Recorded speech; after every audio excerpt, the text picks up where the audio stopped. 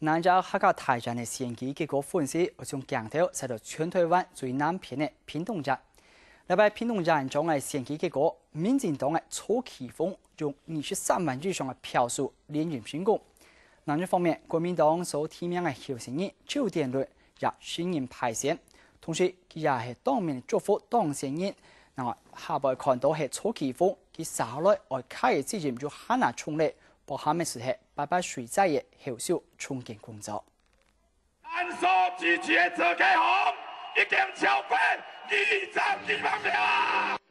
蔡其峰競選總部開頭作業，現場響起如雷嘅掌聲，因為總部將會宣布選舉嘅結果。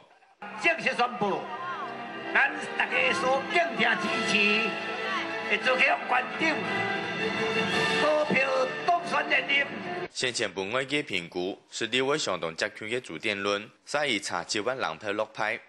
佢接受選舉嘅結果，特別祝福蔡其峰。票開到31的時候，那我們確定我們要祝我們的曹縣長。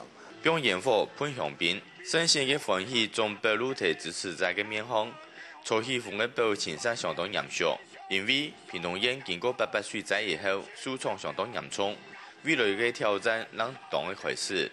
我們重建的工作、憲政的工作是兩頭很重的工作，我要用更多的時間，要邀請更多的專家、更多的地方耆老來投入，也要做社區營造的工作。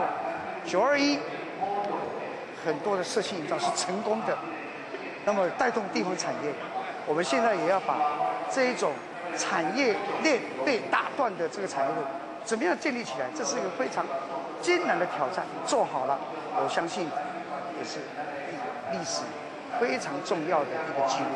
蔡其峰也拜託屏東縣各鄉鎮，終於壓倒性嘅得票數兩線對數，也得選票未來將會檢討好最沉重嘅經驗。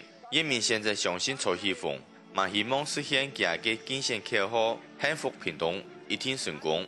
下個新聞，潘勝旺屏東報道。